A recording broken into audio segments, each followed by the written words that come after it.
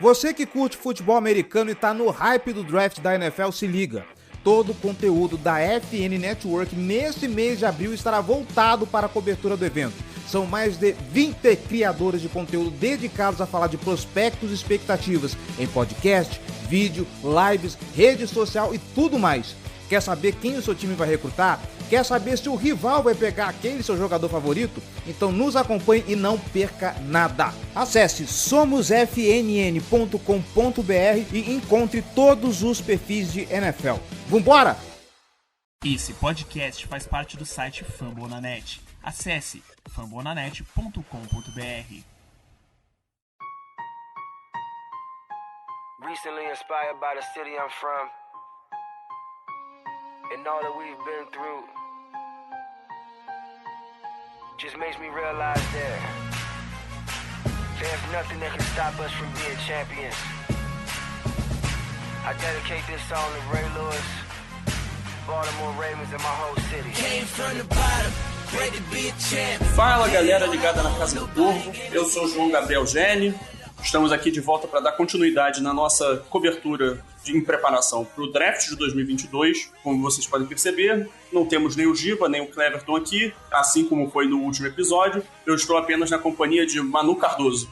Boa tarde, Gelli. Boa tarde ao nosso convidado também. Bom dia, boa tarde, boa noite a quem está nos ouvindo. E vamos dar continuidade agora falando um pouco mais sobre uma posição que a gente foi comentado bastante com os torcedores, então acho que vai estar mais familiarizado. É isso aí. No último episódio, então, a gente falou da classe de cornerbacks e falamos dos offensive tackles, e nesse novo episódio a gente vai discutir os pass rushers, né, os edge rushers, os jogadores de interior de linha defensiva e os tight ends, né, passar rapidinho por essa necessidade que é menor, mas que eu acredito que vai ter alguma escolha vindo. E aí, para discutir todas essas posições, os principais prospectos, a gente trouxe aqui o Felipe Vieira, lá do On The Clock, né, meu companheiro de trabalho lá. Então, Felipe, a casa é sua, muito bem-vindo e obrigado aqui pela participação. Fala, João, fala, Manu, fala pessoal aí que tá ouvindo a gente. Vamos aí, falar de draft é sempre muito divertido, então temos alguns prospectos interessantes aí, é uma escolha top 15 dos Ravens, que não é muito o padrão de Baltimore Ravens nos últimos anos, então deve vir coisa boa por aí. In my city, we go super, super hard. King, super duper hard, though we go super, super hard. Okay. I drop top in that push, then brought a push it home.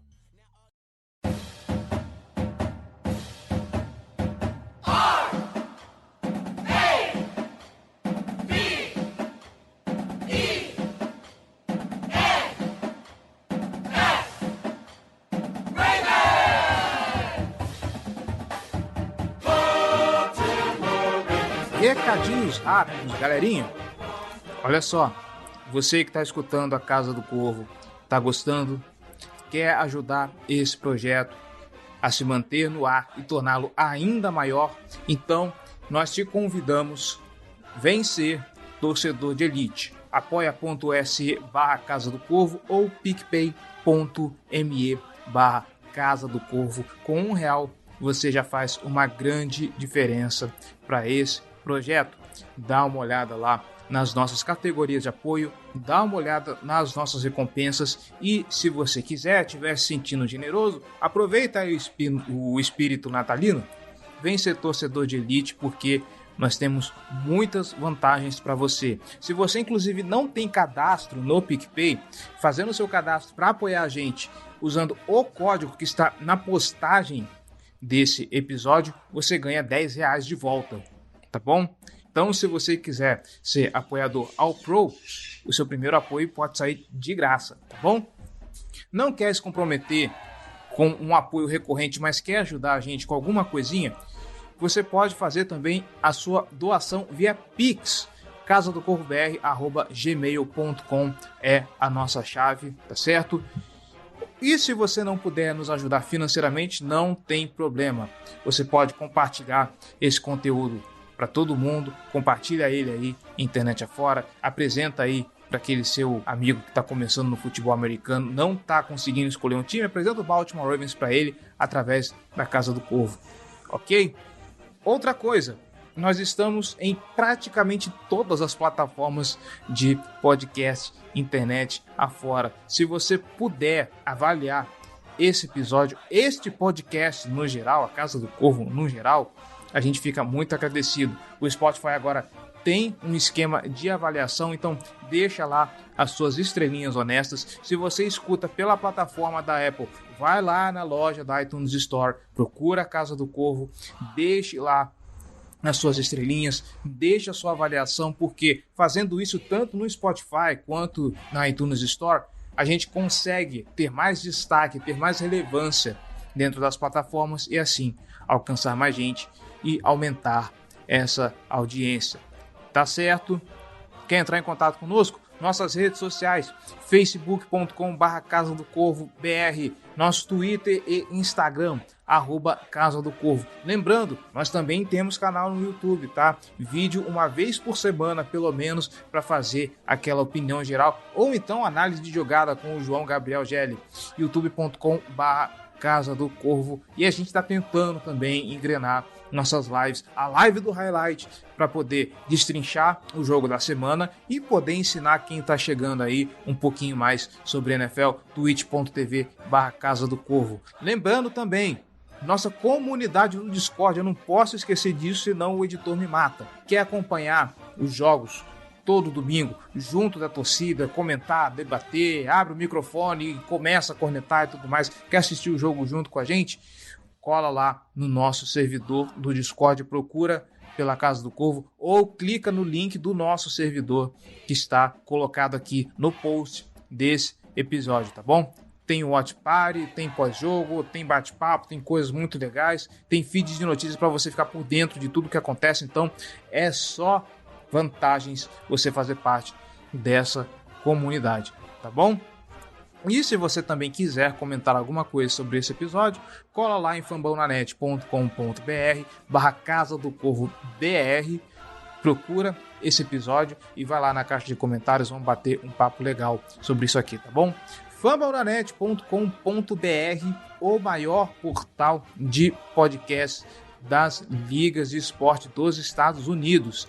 Tem podcast a dar com pau nesse negócio, sobre NFL, sobre MLB, sobre NHL, sobre NBA, enfim, não só falando das ligas, mas também das franquias dessas ligas. Então, cara, se você tá aqui, mas sei lá, não gosta de NFL ou não é torcedor do Baltimore Ravens, aliás, mesmo se você não for torcedor, muito bem-vindo, tá? Mas dá uma olhada lá no catálogo de podcasts do site, porque quase certeza que vai ter um podcast para o seu esporte favorito, para sua liga favorita, pro seu time favorito, tá bom? E já que você está no Fambonanet, passa aqui, dá uma visita pra gente e deixa o seu comentário, tá bom? E já falei demais, vamos pra pauta.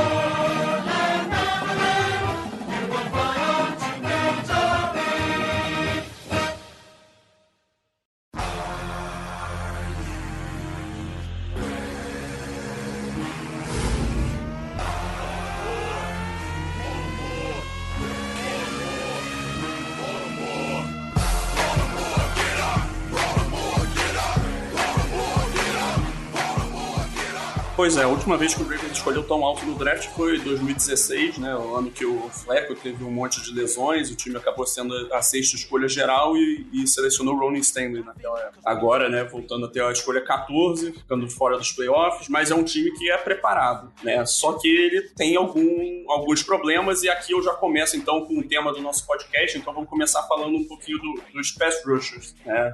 Acho que essa é uma unidade que o DeCosta ele já endereçou, né? Atacou no último draft, selecionando o Odafe Oweh, mas isso não foi suficiente, né? É um grupo que tem como os nomes atualmente no elenco o Oweh, o Tyus Bowser, o Dalen Hayes, que foi escolhido no dia 3 no ano passado, e o Jalen Ferguson, que foi uma escolha de 3ª rodada, já tem acho que 4 anos e ainda não provou nada. Então, Manu, o que você acha que o Ravens deve fazer em relação à estratégia nesse draft para pass rushers? Você acha que vai investir escolhas altas? Quantos pass rushers você acha que o Ravens vai selecionar? Olha, eu acredito que se tiver disponível algum jogador que agrade bastante o Ravens, vai escolher na 14. Não tem muito o que fugir disso. O Ravens mostrou, o DeCosta principalmente, mostrou no ano passado que, não só no ano passado, mas ele mostrou que ele busca por talentos que podem ir se formando, que o Ravens pode moldar esses talentos, como foi com o Oweh. Um monte de gente criticou no começo a escolha por ele não ter nenhum sack, e ele ser um edge rusher é um pouco complicado não ter nenhum sack na temporada anterior, mas o Ravens viu alguma coisa nele e depositou uma ficha nele e conseguiu provar que realmente ele era aquilo que foi esperado, que ele pudesse ser um jogador muito sólido no Ravens. E que tem bastante a crescer ainda, mas que já está se mostrando um jogador muito bom. Acredito que seria mais ou menos no mesmo nível, né?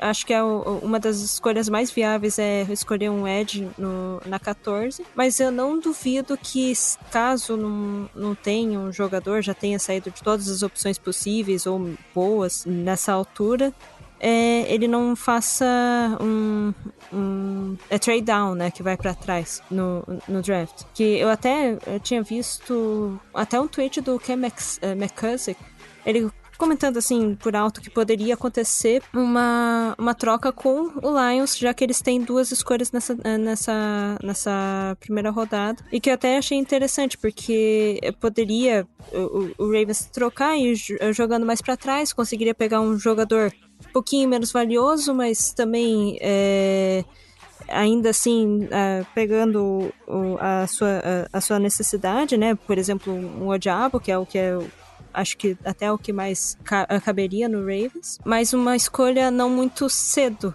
né? Não muito alta para ele, seria um pouquinho mais tardia, o que valeria um pouco menos. Então, nesse tweet ele fala sobre trocar, inclusive, a 32 e a 34, e então daria até 2 escolhas que seriam muito próximas para o Ravens, e isso poderia facilitar para dar mais opções. Eu acho que não vai fugir muito de um edge rusher no draft, pelo menos nas primeiras rodadas, assim, para poder pegar de boa qualidade. Não sei se vai fugir muito de ou até no máximo 2, mas não muito mais do que isso, e preencher mais outras necessidades pontuais, assim, também, com secundária, alguma coisa nesse sentido. Mas eu acho que não vai fugir muito disso. Eu acho que é uma escolha até meio fechada, que se tiver disponível, o Ravens vai pegar um edge na escolha 14 e vai continuar assim. E muito desse pensamento de escolher um pass rusher cedo pro Ravens vem da mudança de coordenador defensivo, né? Durante muito tempo foi o Martindale, ele saiu agora nos off-season, voltou o Mike McDonald, que trabalhou na franquia durante muito tempo, foi treinador de posição na defesa dos Ravens sob o comando do Martindale, e aí no ano passado ele foi chamado pelo Jim Harbaugh em Michigan, foi o coordenador defensivo lá, liderou uma boa defesa que tinha 2 dos principais nomes de pass rush dessa classe, né, o Aiden Hutchinson, cotadíssimo para ser a primeira escolha geral do draft, e o David Ojabo, que também estava cotado para a primeira rodada, era quase uma certeza na primeira rodada, até lesionar o tendão de Aquiles no Pro Day, e agora ele é uma possibilidade ainda na primeira rodada, mas já é mais uma dúvida e é mais plausível que ele saia no dia 2. E, assim, o Martindale, né, como todo torcedor do Ravens acostumado a assistir os jogos, já sabe, ele é muito conhecido pelas blitzes e pressões exóticas que ele costumava desenhar para gerar pressão e não dá tanta prioridade para ter um pass rusher de altíssimo nível, que vai ser o cara que vai ser colocado em uma ilha contra um offensive tackle e ser responsável por gerar pressão, um cara que vai ter explosão para ganhar contornando o arco, né, por cima do offensive tackle. E o McDonald, a expectativa é que ele dê um passo atrás em relação a isso, essa característica que o Martindale tinha, né? E aí passa-se a ter um pouco mais de ênfase na posição de pass rusher, né? Algo que o elenco do Ravens precisa, né? Eu citei ali os nomes, são 2 nomes no Hayes e no Ferguson, que são caras no máximo de rotação, que na maior parte das vezes vão ser especialistas, não devem ser grande parte do esquema para partidas, enquanto o Odafe e o Tyus Bowser fizeram cirurgias durante essa off-season. Então, são caras que, assim, por mais que a gente saiba que são bons jogadores, a gente também não vê um teto de potenciais estrelas nesses caras. O Owe mostrou um bom ano de calouro, e o Bowser, apesar de ter sido o cara que mais teve sacks no Ravens no ano passado, ele rompeu o tendão de Aquiles no último jogo da temporada, então ele possivelmente vai perder jogos da temporada de 2022. E ele é um cara que ele é mais conhecido pela versatilidade, por ser um dos melhores jogadores dessa função, quando ele tem que descer para cobertura. Então, assim, ter mais opções, eu acho que é algo fundamental, e eu acho que é algo que o DePosta vai priorizar nesse draft.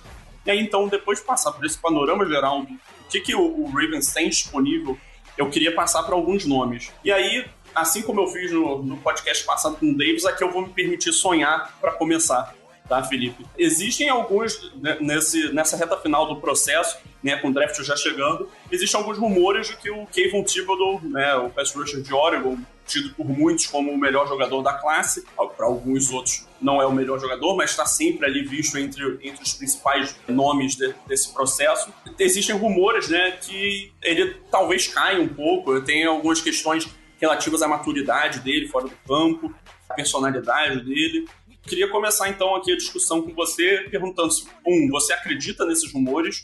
2, quanto você acha que ele pode cair, se vale trocar para cima por ele? E assim, quanto você acha que ele deveria cair para valer a pena o Ravens trocar para cima? Eu vou ser bem sincero, cara. Eu acho que esse é um sonho aí que vocês podem parar de sonhar. Eu tô cada vez mais confiante que o Kayvon Thibodeau será uma escolha top 5 aí, top 4 para ser mais preciso, porque eu acho que os Lions têm uma possibilidade muito real na 2, os Texans na 3, e sinceramente tô achando, pelo que se tem falado nas últimas horas, nos últimos dias aí, que os Jets também gostam bastante. Então, passar dos Lions, passar dos Texans, acho que já vai ser demais, e aí passar dos Jets eu acho que é impossível.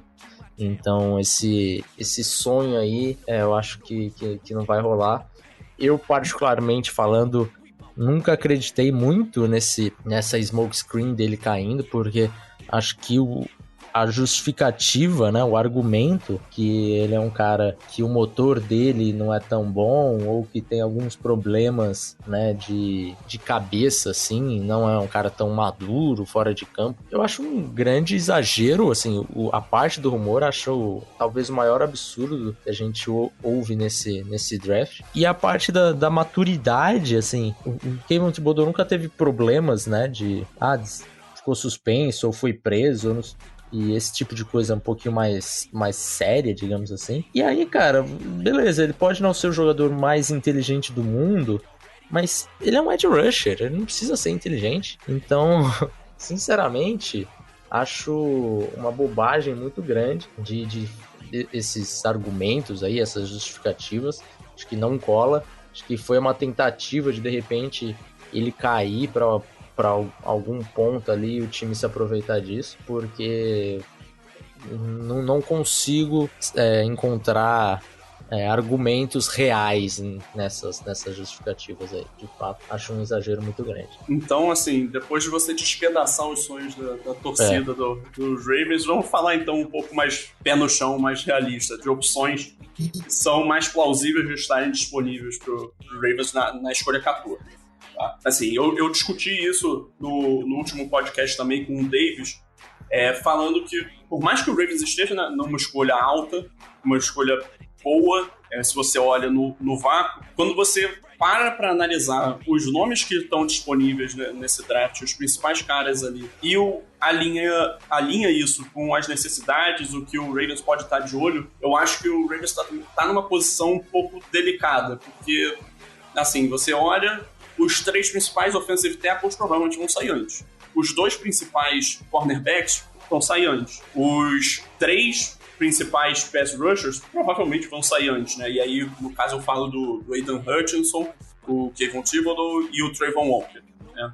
Pensando na classe em si. E aí, assim, começam a ficar disponíveis prospectos que já começa a cair uma prateleira. E aí, desses principais nomes, o cara que eu vejo com maior possibilidade de estar disponível para uma possível escolha para os Ravens é o Jermaine Johnson, né, o pass rusher de Florida State, né, que ele começou a carreira dele universitária jogando em JUCO, né, aí se transferiu para Georgia, jogou 2 anos em Georgia, foi para Florida State nessa última temporada, e aí lá ele se destacou, teve a melhor temporada dele, mas ele vai chegar na NFL já como um jogador mais velho, já tem 23 anos, se eu não me engano, mas eu vejo ele como um dos nomes que a gente consegue perceber o melhor casamento entre a posição que ele deve sair no draft, né, como ele é visto, né, nessa board consensual, e uma necessidade do Ravens, né? Mas mesmo assim eu não consigo cravar que ele é um jogador que vai estar disponível. Mas eu queria saber de você então, Felipe, o que você acha do Jermaine Johnson como jogador? O que você vê como um possível encaixe dele nessa rotação dos Ravens? E se você acha que ele é um jogador mais plausível mesmo de estar disponível na cabeça? Acho que sim. Acho que aí a gente começa a falar realmente mais de opções realistas, né? Apesar que eu também acho que tem se eu tivesse que apostar se ele estaria disponível ou não disponível ali na 14, a minha aposta seria que ele não estaria, mas dá para sonhar. Eu acho que precisa passar ali os Falcons, começa a corrida pelo Jermaine Johnson, podemos dizer assim, acho que a chance de selecioná-lo, e aí acho que os Jets também, dependendo do que tiver pego ali na 4, né, lógico, se tiver pego o Kayvon Thibodeau, certamente vão priorizar outra posição, mas pode ser que eles saiam com outro nome, e aí acho que Jermaine Johnson é uma possibilidade real na 10, mas falando do jogador, é um jogador que eu gosto bastante, é um cara que é muito atlético, né? Eu acho que ainda se tem um pouquinho ali de pontos a corrigir, pontos técnicos. Acho que, de certa forma, até um pouco semelhante assim com o Odafe-Oweh, né, do ano passado. Só que o Odafe-Oweh eu acho que tinha menos produção ainda, né, do que o Jermaine Johnson, que também é um ponto negativo do Johnson, não produziu tão bem assim. Mas como vocês tiveram um Oweh aí que tinha menos ainda e conseguiu produzir bem na NFL, acho que o draft recente aí te dá um pouquinho mais de esperança em relação a isso. Mas realmente é um cara com excelente atleticismo, com uma boa explosão, ótima explosão. Eu acho que ele consegue vencer muito no seu primeiro passo.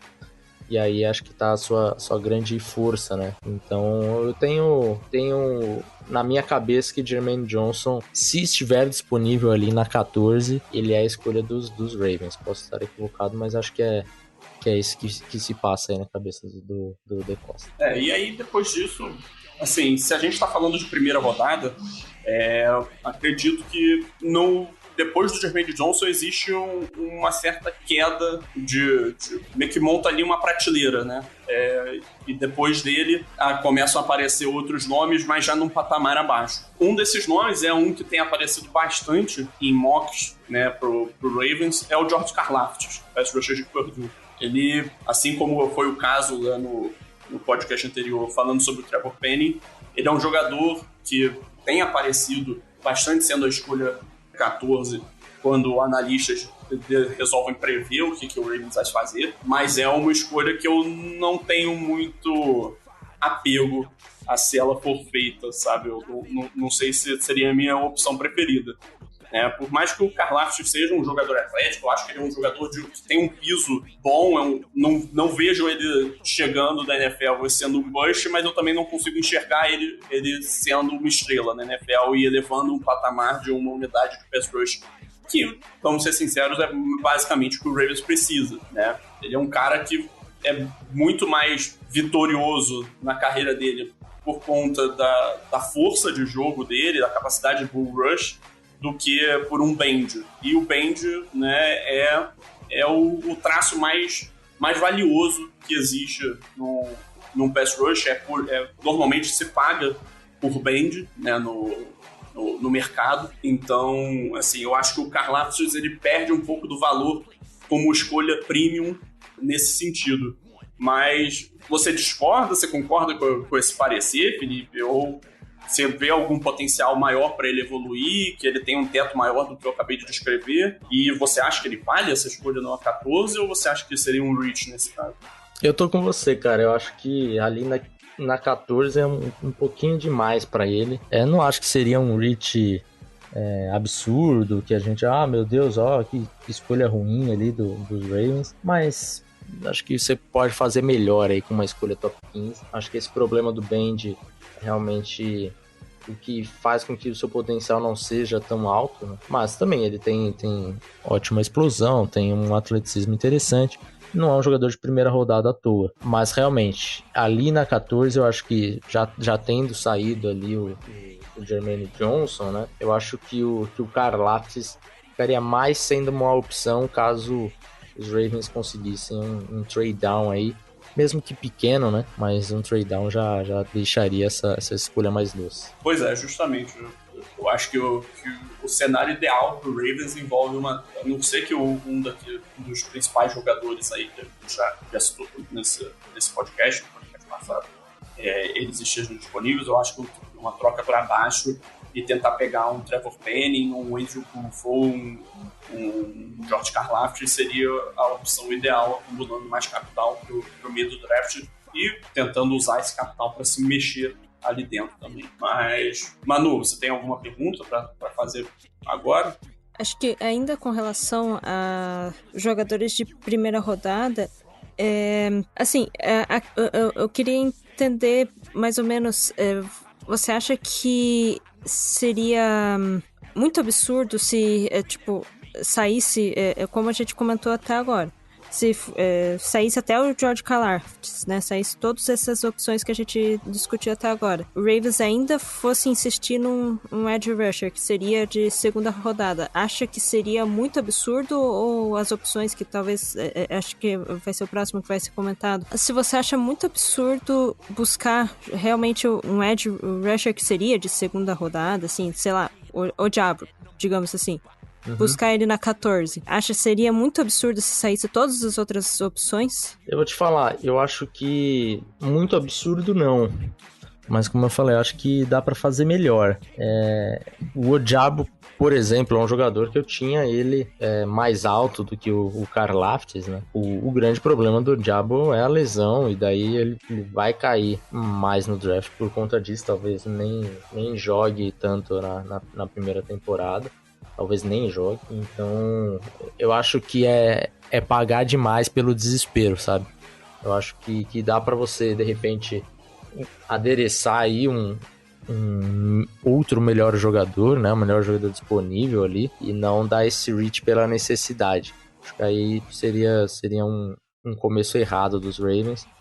E até porque a gente tem um leque de opções ali no dia 2 de edge rushers que são bem interessantes também. Então, de repente você pega alguma outra necessidade, que é algum outro jogador, caso já tenham saído esses nomes principais, e resolve o problema de edge no dia 2. Eu acho uma saída mais justificável. Eu nem digo que não atacar essa necessidade na primeira rodada e deixar só pro dia 2. Eu acho que o Ravens tem boa chance de atacar essa necessidade do pass rushers com 2 escolhas, tá? E 2 escolhas altas. E aí a gente mencionou o Ojabo e eu queria só tocar nele, assim, talvez de uma forma um pouquinho mais aprofundada, porque a gente tá falando de um jogador que, antes da lesão dele no Pro Day, era um cara que era muito cotado como escolha do Ravens, justamente porque ele explodiu na carreira universitária lá em Michigan, com o Mac McDonald, novo coordenador ofensivo de Baltimore, sendo seu principal treinador. E aí, com isso, com a lesão que ele sofreu, ele provavelmente vai perder a primeira temporada inteira, né, ou boa parte dela. E o Ravens é um time que está com um elenco voltado para competir agora. Né? É um time que não pode simplesmente pegar uma escolha de primeira rodada e ser um cara que não vai entrar em campo em 2022. Por mais que eu acredite que o Ojabo seja um grande jogador, tem o potencial para ser um grande jogador, né, no caso, eu tenho esse receio. Mas quando a gente passa a discutir a possibilidade dele ser uma escolha de dia 2, ali na segunda rodada, já começa a ficar mais interessante. Você acha que é possível ele cair até lá, Felipe? E aí eu queria que você passasse um pouquinho também das suas impressões sobre outros jogadores do dia 2 que podem ser opções interessantes pro Ravens. Você seleciona ali na 45, né? Na segunda rodada. Eu acho que tem chance dele cair, não sei se para 45, mas para a segunda rodada e de repente ali no top 40. Vamos lembrar que a lesão que o Ojabo sofreu foi a mesma lesão que o Sidney Jones sofreu, que ele também no Pro Day. Então são casos semelhantes. É lógico que eu acho que o Ojabo tinha um pouquinho mais de draft stock do que tinha o Sidney Jones, até pela posição, né? Mas o Sidney Jones era um cornerback meio que garantia de primeira rodada, e ele caiu para 43. Então, 43, 45, eu acho que é mais ou menos ali onde que o Ojabo deve cair. E vocês têm trocentas escolhas de dia 3, né? Então, de repente, esse trade-up aí para garantir um Ojabo, tudo bem, não vai jogar no primeiro ano, provavelmente não joga, não se deve contar com isso e jogar melhor, mas acho que contar com isso seria um erro. Mas é um cara que era para sair, pra gente tá falando aqui na 14, né? E aí você pega você basicamente tá dando uma escolha de segunda rodada por um jogador top 15 no ano de 2023. Então eu acho que é uma estratégia assim a se pensar e uma opção bem legal ali, sinceramente.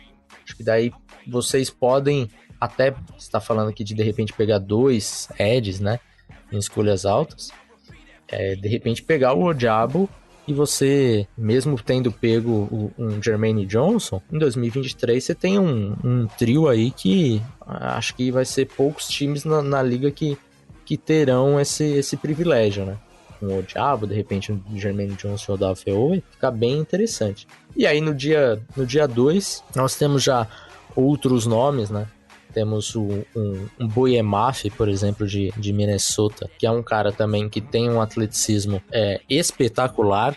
E aí ele tem um problema que eu acho que é a sua idade, né? Já é um cara mais velho, já vai ter 23 anos para fazer 24. Então não é um jogador que você espera que tenha tantas coisas técnicas a resolver ainda, como é o caso do Maf, mas ele tem um atleticismo de outro mundo, assim, é um freak mesmo. Então é uma opção também muito interessante ali na 45, seria o nome que mais me agradaria ali sair na segunda rodada, mas também temos alguns outros nomes aí que você quiser falar de alguns, a gente toca em frente. Não, assim, por exemplo, um cara que eu assisti, que eu vejo gente falando também nessa faixa, por conta da escolha 50, talvez até um pouco antes, é o Arnold Ebikerie, de Penn State. Que é um cara que tem um uso das mãos muito bom, ele é um cara que tem um bom atleticismo, mas que ainda tem alguns pontos a refinar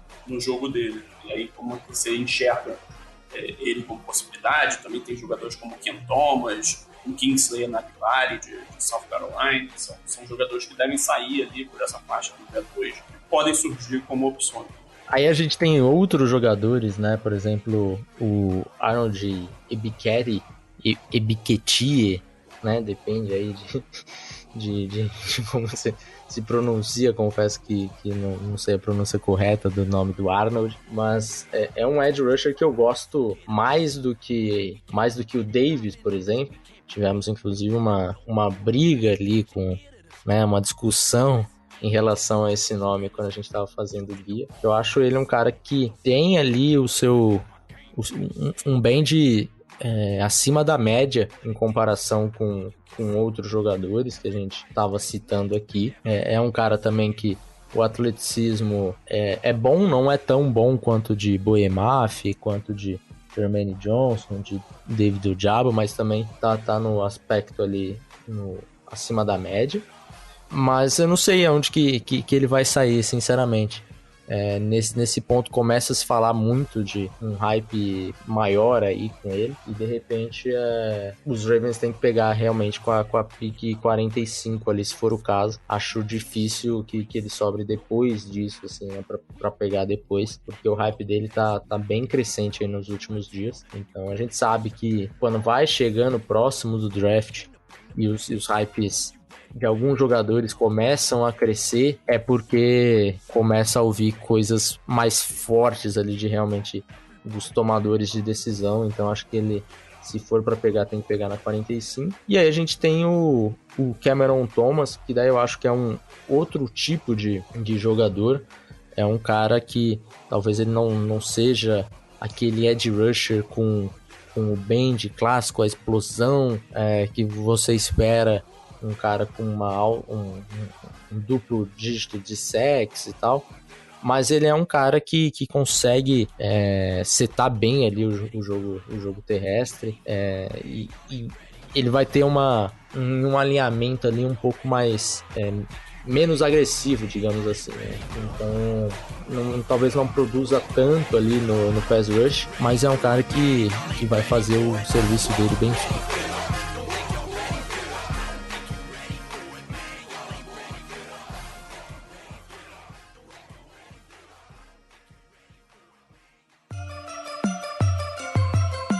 Black and purple, black and purple, black and purple, black and purple.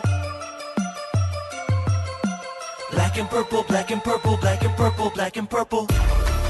Yeah, you know what it is. Black and purple, black and purple, black and purple, black and purple. No one hits bigger than the Baltimore Ravens. Black and purple, black and purple. Passando aqui para os jogadores de interior de linha defensiva, essa foi uma posição que chegou na temporada como, né, nessa off-season, como uma grande necessidade, porque o Ravens tinha no elenco, né, sob contrato, de nomes com alguma experiência dentro de campo, só o Justin Madubuike e o Broderick Washington, sendo que o Washington é, no máximo, um jogador de rotação ali, com alguma habilidade contendo o jogo terrestre, e o Madubuike é um cara com potencial, mas bem inconsistente. Mas, felizmente, foram feitas movimentações nesse sentido para diminuir um pouco da necessidade. Aí foi renovado o contrato do Calais Campbell, foi trazido de volta o Michael Pierce, né? E aí, acabei de me lembrar, eu esqueci também do Derek Wolfe, né, que também está sob contrato, só que ele vem de ter perdido toda a temporada de 2021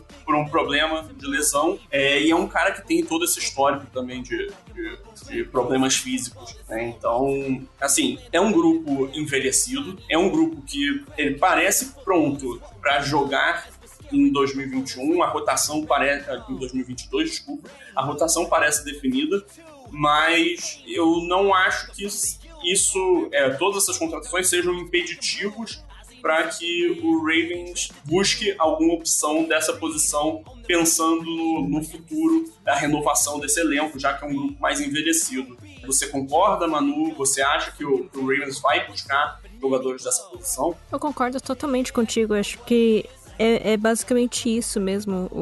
O Ravens está com bastante talento ali no interior da linha, mas é, como você falou, um talento muito velho, né? Ou gente que tá voltando de lesão, alguma coisa nesse sentido. Então, se o Ravens avaliar que naquele ponto tem algum jogador de linha defensiva que vale a pena pegar, eu acredito que vai pegar, e não vai pegar só um, vai pegar algumas opções para poder variar mesmo bastante. Eu acho que é uma posição que o Ravens vai, não sei se somente nesse draft, mas vai para os próximos anos ir procurando bastante, porque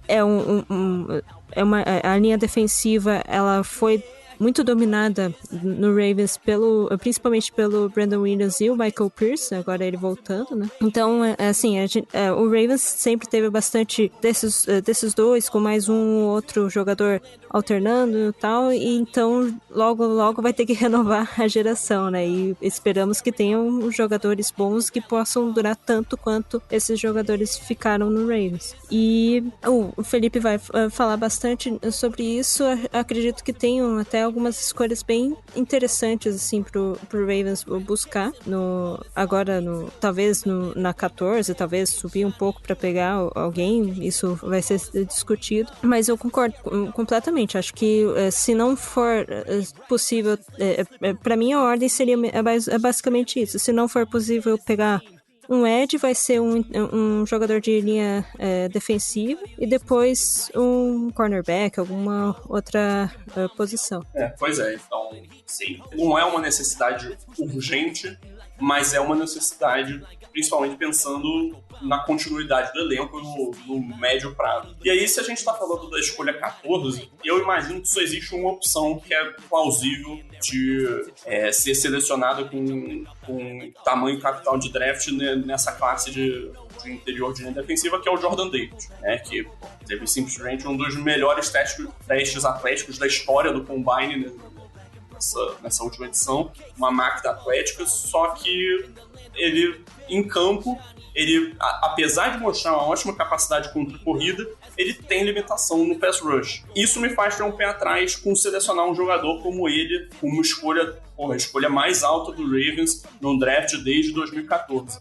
Mas, apesar de eu dizer isso, como a minha opinião pessoal, eu também tenho a impressão de que, internamente, o front office do Ravens ama o Jordan Davis, tá? Eu tenho essa impressão, eu acho que eles vão enxergar ele como um jogador extremamente atlético e que eles vão ser capazes de moldar para usar esse atleticismo como forma de melhorar também no pass rush. Mas, assim, nesse momento eu vejo ele como uma escolha que seria segura, um cara que eu acho que pode ter um teto interessante, mas que não é um cara que honestamente me empolga. Felipe, eu tô errado? Ou você acha que a projeção do Jordan Davis está bem por aí? Eu acho que eu gosto do Jordan Davis um pouquinho mais. Ali na 14 eu acho que estaria bem justo ali pelo que é o prospecto. Costumo comparar ele dos últimos anos ali, que a gente tinha visto ali alguns defensive tackles saindo, né, mais cedo. Por exemplo, o Derrick Brown saiu no top 10 e eu acho o Jordan Davis um prospecto com um potencial maior do que o Derrick Brown. Então ali para sair na 14 eu acho que tá bem justo. É um jogador, como você falou, tem sim problemas com a sua limitação ali de produção, mas é um cara que o atleticismo dele é histórico, né? A gente que tá falando de o melhor teste físico de um defensive tackle na história, no Combine. Então, eu acho que é um jogador que dá pra você selecionar ali na 14 e sair satisfeito, se caso não tenha ali um Jermaine Johnson disponível.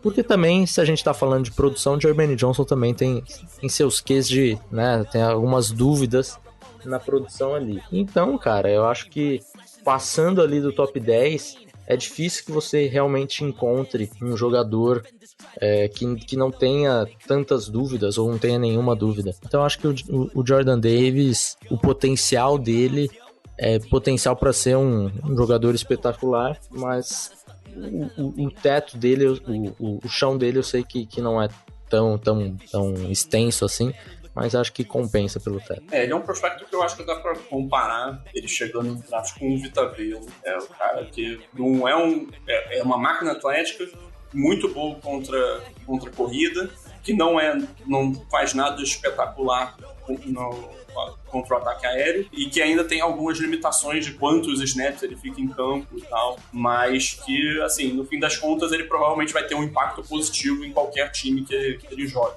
Por isso que eu acho que ele é uma escolha muito segura, mas, de fato, assim, a NFL, ela tá muito, né, e aí, já com o perdão do clichê, né, mas ela tá cada vez mais voltada para o ataque aéreo. Se um jogador não consegue é um termo forte, mas se ele não tem tanta capacidade de impactar nas jogadas de passe, eu acho que ele perde um tanto do valor e me tira um pouco da animação de investir uma escolha de draft alta, né, num jogador desse tipo, desse perfil. Mas então, aí passando para outros nomes do interior da linha defensiva, assim, eu acho que nenhum deles vai sair tão cedo, tá? Eu acho que nenhum deles é um alvo que o Ravens vai ter ali para a escolha 14, mas eu acho que todos eles são potenciais escolhas ou para se sobrarem no dia 2, ou então vai que o Ravens consegue uma troca para baixo, né? E aí, quando eu falo de conseguir uma troca para baixo, obviamente não é só ter a vontade, né? Ter algum parceiro de troca. Mas dois nomes, né, os outros dois nomes que são bem falados, né, nesse grupo são o Devontae Wyatt, que era o companheiro do Jordan Davis lá em Georgia, que é um cara que vai chegar mais velho na NFL e que eu acho que esse está fora da board dos Ravens justamente porque ele tem no histórico dele, extra-campo, 3 acusações de violência doméstica, então eu acho que é um cara que é carta fora do baralho já como possível escolha de Baltimore. E o outro nome seria o DeMarvin Leal, que é um cara muito mais versátil, que alinha inclusive por fora, como edge rusher, né, jogando de seven tech, e só que ele não tem sido tão falado ultimamente, né, e eu não sei se é porque a NFL não gosta muito dele no geral, e se isso pode significar que ele caia, sei lá, até para uma terceira rodada, talvez, não sei, tá?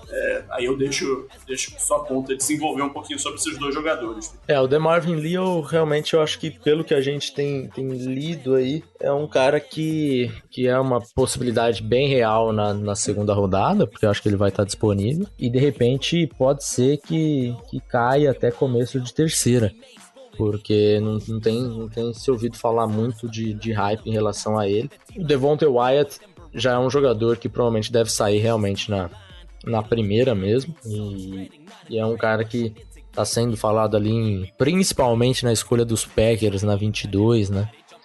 Então aí seria um jogador para pensar realmente num trade down, uma opção assim. Também é um jogador que eu gosto, acho interessante, mas entre uma coisa e outra ali, eu acho que o Jordan Davis na 14, por exemplo, tem mais valor do que um Devontae Wyatt na 22, por exemplo. Então, eu acabo preferindo ali até a opção de sair com o Davis mesmo. Acho que o valor acaba sendo melhor, o custo-benefício acaba sendo melhor. E assim, não é uma classe boa de interior de linha defensiva, né? Não é um grupo que você vai ver um monte de jogadores, você vai se empolgar. Você não vai encontrar o próximo Aaron Donald aqui. Não vai.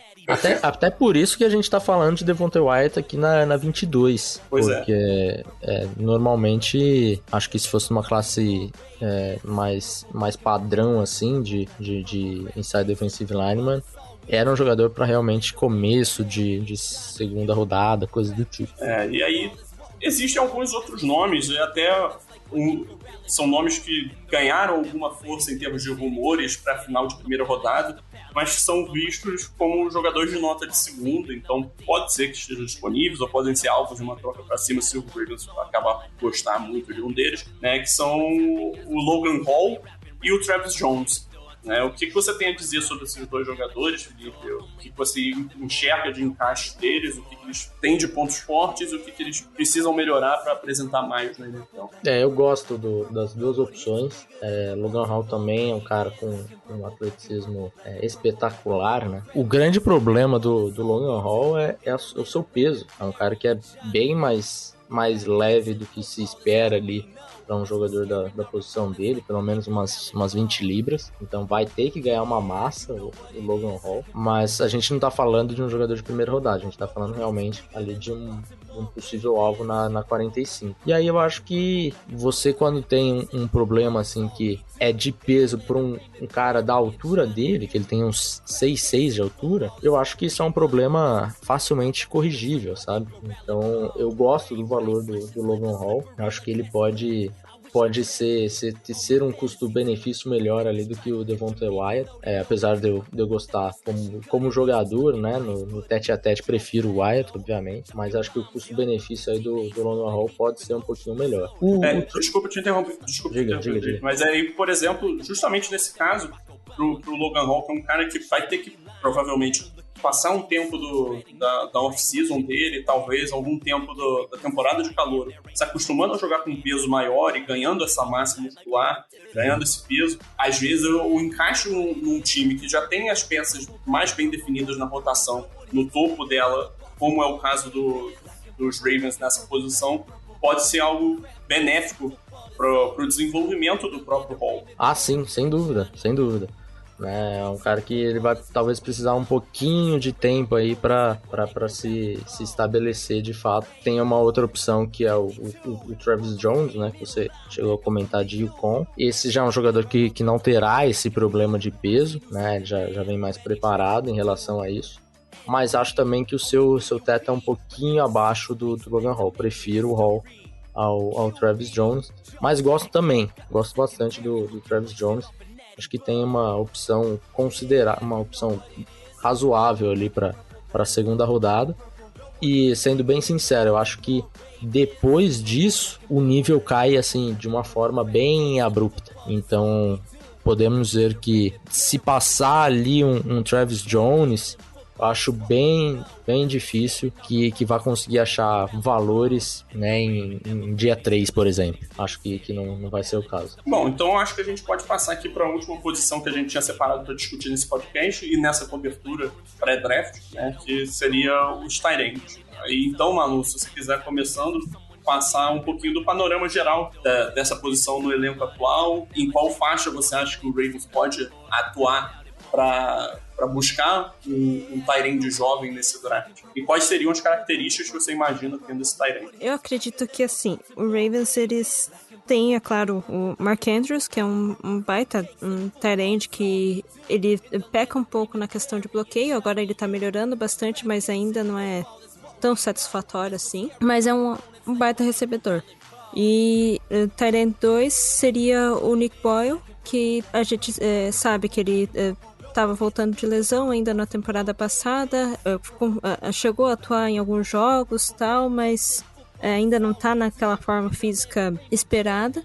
E ele já está mais tempo, um pouquinho mais tempo no Ravens, então já está...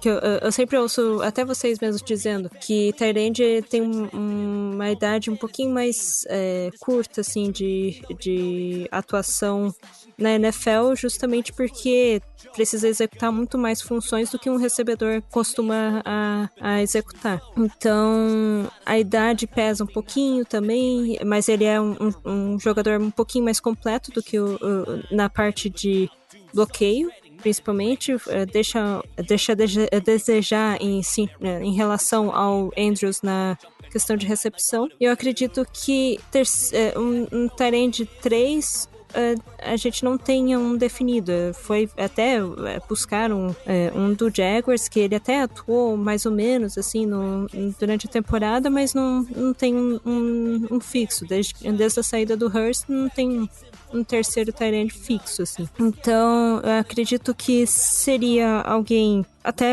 de preferência se fosse jovem, assim, para poder ir desenvolvendo, para poder ser essa terceira opção, que logo poderia ser uma segunda opção de tight end, que atuasse bastante nos bloqueios, que eu acho que é uma das coisas que o Ravens usa bastante, é tight end no bloqueio, principalmente porque é um time que corre bastante com a bola, então precisa do tight end nesse sentido. E vendo isso, eu vejo bastante que tight end não sai muito em segunda rodada, assim, se sai é porque ele é muito especial. Então acredito que lá pela terceira, pela quarta rodada, talvez comecem a buscar alguma coisa assim, junto com outros jogadores de ataque, assim como um running back, que o Ravens adora pegar um running back. E então acredito que seria mais, assim, com as qualidades próximas ao que o Boyle tem, sabe? De ser um bom bloqueador, né? Tenha boa capacidade de bloquear,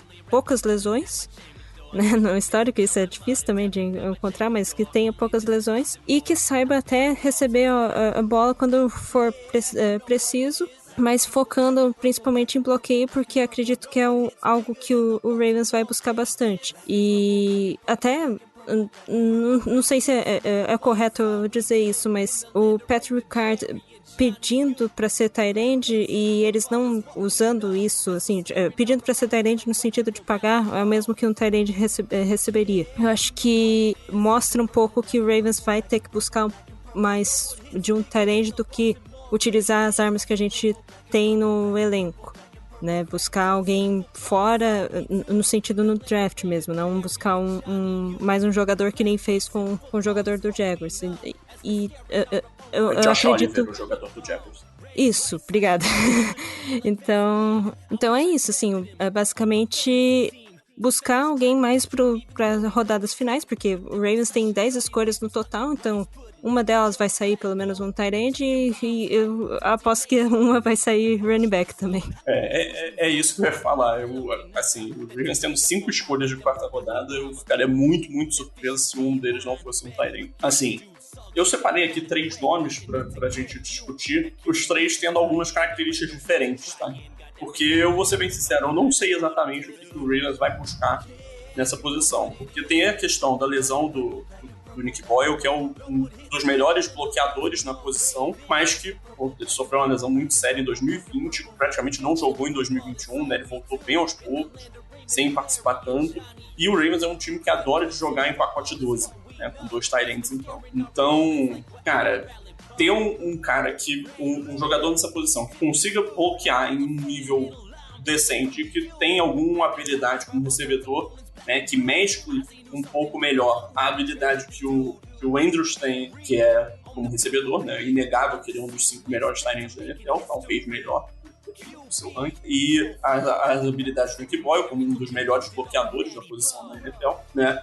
Assim, obviamente eu não tô falando que eu quero um cara que seja bom como os dois nas 2 funções, mas eu acho que o Ravens tem que buscar alguém mais bem distribuído, né, nas suas valências. E aí, se eu penso nessa classe horrorosa de tight ends desse draft, eu não consigo pensar em um nome que me agrade mais nesse sentido, com um capital de draft que seja compatível com uma escolha ali de quarta rodada, mais pro final dela, que seria o Isaiah Likely, de Coastal Carolina. Felipe, você gosta do Likely? Você vê essas características que eu acabei de explanar nele? E você acha que ele é um cara que tem potencial para ser um jogador pelo menos relevante, com algum sucesso na NFL, embora nunca seja um jogador de destaque? Acho que sim, cara, acho que sim. A gente tem poucas opções, né, para essa classe, mas pensando no que vocês precisam, eu acho que essa classe é o ideal, para falar a verdade, né? Porque a gente não tem jogadores ali de topo de draft, não tem Kyle Pitts nem próximo disso, mas a gente tem, acho que é até uma classe profunda, assim, ali em terceira e quarta rodada. Mas aí a Likely, hoje ele tá sendo falado mais ali em terceira, né? Eu não sei se vocês estariam dispostos a investir uma das terceiras, né? No Likely, mas talvez ele seja realmente a melhor opção aí de valor, um jogador que consegue produzir, especialmente depois da recepção, é um cara que tem um bloqueio, que ele não vai ser o melhor bloqueador da liga, longe disso, mas é sólido o suficiente para estar em campo, tem também um bom route run, então, de certa forma ali, ele é um tight end completinho de um nível abaixo, né? Então acho que o Likely é assim talvez a melhor opção aí Só não sei se vocês vão estar afim aí de gastar uma terceira rodada nele, né? Eu acho que o teste atlético dele não foi nada inspirador. Pode fazer com que ele caia ali pro começo da terceira rodada. O que pode fazer com que ele tenha mais valor é o fato da classe ser muito fraca e terem times que vão ter necessidade e vão acabar jogando isso para o valor dele um pouco para cima. Sim. Mas, assim, um cara que... Aí eu tenho outros 2 jogadores, né? Um deles que eu acho que é o jogador mais empolgante desse grupo, que é o Greg Dulcich, de UCLA. Só que o Dulcich é um cara que é aquele move tight end, né? Ele é basicamente o mesmo molde do Mark Andrews, com menos capacidade de bloquear. Mas é um cara muito, muito atlético, que precisa evoluir nos bloqueios. Ele é praticamente um wide receiver mais pesado, que eu acho que ele tem valor atacando as seams, que é uma das melhores habilidades do Lamar, inclusive atacar o meio de campo e inclusive em profundidade. Essa conexão dele com o Mark Andrews pode ser replicada com um jogador como o Greg Dulcich, mas eu acho que o Dulcich é um cara que vai sair mais cedo, justamente pelo valor atlético que ele tem, a capacidade dele impactar como recebedor, por mais que ele seja um jogador que ainda tem muito a se desenvolver. Exato. O Dulcich é um outro perfil aí, né, cara? Eu acho que o Dulcich é exatamente isso que você falou. Ele tem um bom atleticismo, não acho que seja um atleticismo de elite, mas é um bom atleticismo que vai conseguir te ajudar aí mais no jogo aéreo do que nos bloqueios. E aí, pensando nessa necessidade aí de adicionar um pouco mais de força nesses bloqueios, eu não sei se o Dulcich será a melhor opção a ser considerado, dependendo de onde cair, né? Se cair ali pra 4ª rodada, acho que aí ok, aí vale bastante. Mas antes disso, acho que os Ravens não vão estar pensando muito nele, não. E aí falando de jogadores com ampla experiência como bloqueador, o último nome que eu ia trazer era o Jelani Woods, né, de Virgínia, que ele era quarterback no high school, ele ganhou peso quando chegou em Oklahoma State, né, que foi para onde ele foi no começo da carreira universitária, e aí nesse processo ele atuou como tight end quase que exclusivamente como bloqueador durante 3 anos, né, em Oklahoma State. E aí para 2021 ele se transferiu para Virgínia e lá ele recebeu um pouco mais de oportunidade como recebedor. É um cara extremamente cru, mas muito atlético. O RAID dele foi de 9,97 pós-combine. Se você pega os resultados do Pro Day, ele chegou até nota 10. Então, assim, é o melhor teste atlético da história da posição de um tight end, né? Então, assim, a gente não tá falando de um perfil atlético qualquer. Acho que em termos técnicos ele precisa de muito refino, principalmente na capacidade dele de gerar separação, de correr as rotas. Ele é um cara que tem muita dificuldade de abaixar um quadril, fazer as quebras, mas ele é um cara que é um tanque quando tá com a bola na mão. É um cara muito difícil de derrubar, e eu acho que a capacidade atlética dele vai fazer com que ele saia ali no final do dia 2, comecinho do dia 3. Eu vou te falar, eu acho que a gente pode até pensar numa possibilidade aí de Jelani Woods estar saindo realmente antes disso daí que você tá falando. Esse atleticismo dele faz com que ele realmente se separe dos outros tight ends, e de repente ali eu não ficaria surpreso com o Jelani Woods saindo no final de 2ª rodada, por exemplo. Então, é um cara, como você falou, não tiro nada do que você colocou do Woods, mas esse atleticismo aí dele talvez seja o suficiente numa classe bem inferior para ele ser, de repente, 2º tight end aí a ser escolhido na classe. Pois é. Quando você tá numa classe ruim, você tem um jogador com uma valência tão elite como é o atleticismo do Woods, isso faz com que esse jogador ganhe muito valor. E aí, só para complementar, um cara que é muito falado em conjunto, né, o nome dele é muito associado ao Ravens, é o Chigozie Okonkwo, né, o tight end de Maryland. Simplesmente porque ele é de Maryland, porque ele é um jogador que faz parte, joga uma posição que é visto como uma necessidade, é um cara que provavelmente vai estar disponível ali no começo do dia 3, esse eu acho que não vai sair antes, mas ele teve um bom desempenho no tiro de 40 jardas no combine, foi um dos mais rápidos, se não me engano, na posição, mas assim, o tape dele ele não mostra absolutamente nada que faça você parar e pensar, caramba, que jogador empolgante, o Ravens precisa ter Acho que a conexão tá única simplesmente pelo fato dele ter tido esse bom desempenho no tiro de 40 jardas e por ele ter ido para a universidade ali em Maryland, único exclusivamente. É um cara que até vai ajudar bastante aí no bloqueio, mas é só isso, né? Só isso. Vai entregar muito mais que isso,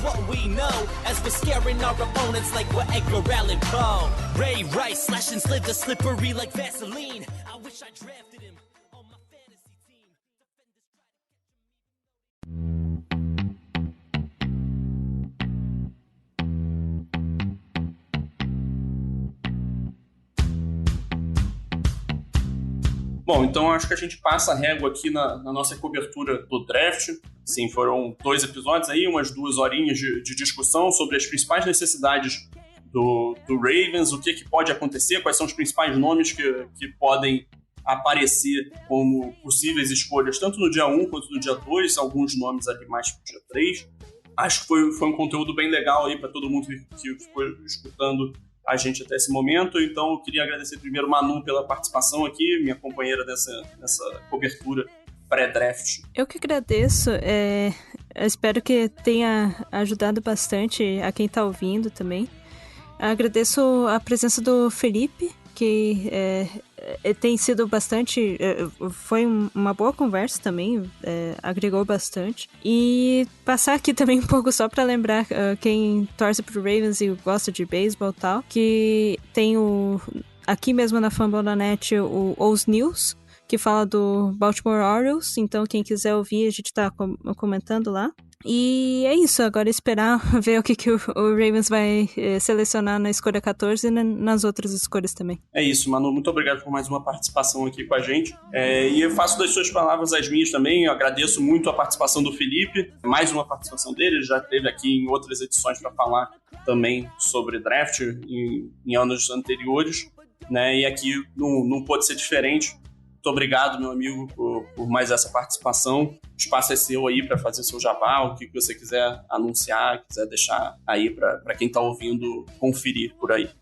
Valeu pelo convite, sempre precisar falar de draft estamos aqui. E quem quiser saber mais, ontheclock.com.br, o guia aí tá à venda já, né? Acho que o pessoal já deve saber bastante em relação a isso. Mas o guia tá à venda aí, R$ 34,90, 200 prospectos analisados, com revisão aqui do maravilhoso João Gelli, não sei se você conhece, ajudou bastante aí no processo de fabricação desse guia e tem uma cota importantíssima aqui nesse trabalho que fizemos com tanto carinho, Davis, Rafão e eu. Então é isso, acho que encerramos por aqui, voltamos depois do draft para mais um episódio, dessa vez para discutir, repercutir todas as escolhas que o Baltimore Ravens tiver feito, analisar, criticar, comemorar, esperemos bastante. Então é isso, muito obrigado a todo mundo que ficou até aqui acompanhando, um abraço, tchau, tchau e até a próxima.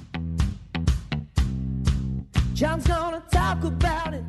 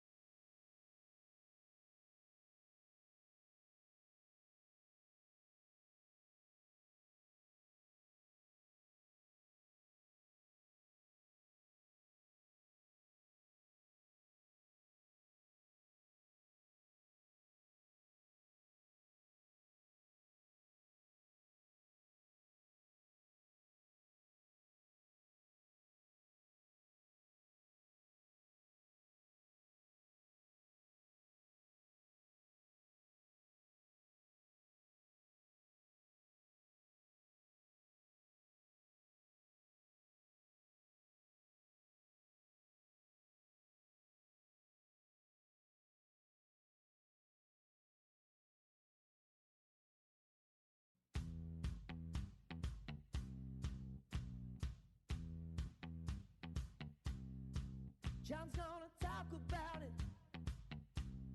Every big brother's got a story to tell. Jim's gonna cry about it. Superdome is where